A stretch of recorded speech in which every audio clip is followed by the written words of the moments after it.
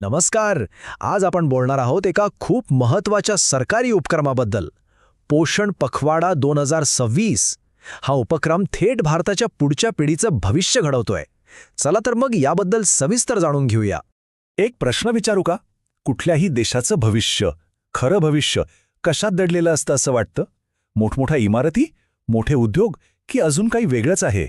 याचं उत्तर कदाचित थोडं अनपेक्षित वाटेल. देशाचं खरं भविष्य दडलेलं आहे मुलांच्या आयुष्याच्या पहिल्या 6 वर्षांमध्ये. हो, फक्त पहिल्या 6 वर्षात. आणि याच अत्यंत महत्त्वाच्या कालावधीवर लक्ष केंद्रित करण्यासाठी आपलं महिला आणि बाल विकास मंत्रालय घेऊन येतंय पोषण पखवाडा. हा 8वा पोषण पखवाडा आहे जो 9 ते 23 एप्रिल 2026 या काळात पार पडेल. आणि हो, हा पोषण अभियानाचाच एक खूप महत्त्वाचा भाग आहे. पण प्रश्न हा आहे की ही पहिली 6 वर्ष इतकी महत्त्वाची का आहेत? असा काय खास आहे या काळात?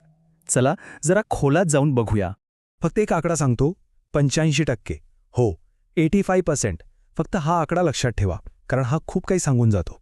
तर हा जो 85% आकडा आहे ना, तो थेट जोडलेला आहे मुलांच्या मेंदूच्या विकासाशी.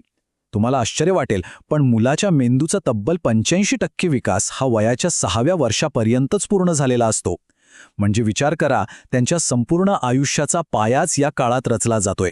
म्हणजे बघा, याच काळात ठरतं की मुलं पुढे जाऊन किती आणि कसं शिकतील, त्यांचं आरोग्य कसं राहील, त्यांचा भावनिक विकास कसा होईल, सगळं काही याच काळात ठरतं. आणि म्हणूनच जर या नाजूक काळात योग्य पोषण मिळालं नाही तर होणारी हानी ही कधीही न भरून येणारी असू शकते. हे खूप गंभीर आहे. बरं, मग हे आव्हान इतकं मोठं आहे तर याला सामोरं कसं जायचं? त्यासाठीच तर 2026च्या पोषण पखवाड्याची एक खास पंचसूत्री कार्ययोजना तयार केली आहे. चला तर मग बघूया की ही योजना नेमकी आहे तरी काय आणि ती कशी काम करणार आहे. या योजनेचे 5 मुख्य स्तंभ आहेत. पहिलं म्हणजे अर्थातच माता आणि बालपोषण. दुसरं 0 ते 3 वर्षांच्या मुलांच्या मेंदूच्या विकासाला चालना देणं. तिसरं 3 ते 6 वर्षांच्या मुलांसाठी खेळावर आधारित शिक्षण. चौथं, जे आजच्या काळात खूप महत्त्वाचं आहे, ते म्हणजे स्क्रीन टाईम कमी करण्यात पालकांची भूमिका.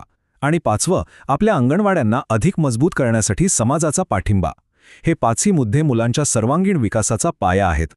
आता एक गोष्ट लक्षात घ्यायला हवी की हा पोषण पखवाडा काही एकटा किंवा वेगळा उपक्रम नाहीये. तो एका मोठ्या चित्राचा, एका मोठ्या व्यवस्थेचा भाग आहे. चला बघूया की याचे धागेदोरे राष्ट्रीय आणि अगदी जागतिक स्तरावर कसे जोडलेले आहेत. तर बघा, हा पखवाडा पोषण अभियान आणि सक्षम अंगणवाडी व पोषण 2.0 सारख्या मोठ्या योजनांचाच एक भाग आहे. या सगळ्या योजना मिळून काम करतात आणि या सगळ्या सेवा आपल्यापर्यंत पोहोचवण्याचं सगळ्यात महत्त्वाचं काम कोण करतं? तर आपल्या अंगणवाड्या. त्या या संपूर्ण मिशनचा कणा आहेत. आणि ही गोष्ट फक्त देशापुरती मर्यादित नाहीये. भारत जे हे प्रयत्न करतोय ना, विशेषतः सामुदायिक सहभागातून बालकुपोषणावर मात करण्याचे, त्याचा थेट संबंध संयुक्त राष्ट्रांच्या मोठ्या ध्येयांशी आहे. म्हणजेच SDG 2 म्हणजेच शून्य भूक आणि SDG 3 म्हणजेच उत्तम आरोग्य आणि कल्याण. तर आपले स्थानिक प्रयत्न जागतिक ध्येयपूर्तीला मदत करत आहेत. तर मग आपण इतकं सगळं बोललो, पण या सगळ्याचा अंतिम उद्देश काय? या सगळ्या प्रयत्नांतून आपण नक्की काय साध्य करू पाहतोय? भारताचं भविष्य यातून कसं घडणार आहे? याचं उत्तर खूप सोपं पण तितकंच महत्त्वाचं आहे. मुलांचा विकास म्हणजे फक्त चांगलं जेवण किंवा पोषण नाही. त्या पलीकडे जाऊन त्यांना योग्य वयात शिकण्याची संधी मिळणं, भावनिक आधार मिळणं आणि एक सुरक्षित निरोगी सामाजिक वातावरण मिळणं, हे सगळं तितकंच किंबहुना जास्तच महत्त्वाचं आहे. आणि हाच या संपूर्ण उपक्रमाचा आत्मा आहे. आणि शेवटी एक विचार जो सगळं काही सांगून जातो. मजबूत कुटुंब आणि मजबूत अंगणवाड्या हे दोन्ही घटक मिळूनच भारतासाठी एक उत्तम मनुष्यबळ तयार करू शकतात. याचा सरळ अर्थ हाच आहे की आज आपण आपल्या लहान मुलांवर जी गुंतवणूक करतोय तीच आपल्या देशाच्या खऱ्या आणि उज्ज्वल भविष्याची पायाभरणी आहे.